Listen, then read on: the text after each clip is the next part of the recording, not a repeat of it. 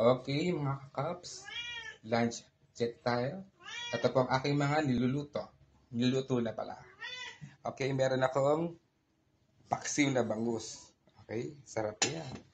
At pritong GG, galunggong. Siyempre, ang aking sinabawang gulay na walang kabetsin-betsin. Talagang yan. Healthy talaga yan. Siyempre, may mga pamutatayan dito ang papaya, mangga at saging. Siyempre, hindi mawawala ang aking sinaing. Siyempre, ang masarap na sausawan, toyo or suka. Ayan. Dinner check tayo, guys. Masarap-sarap talaga. At si Miming ay gutom na.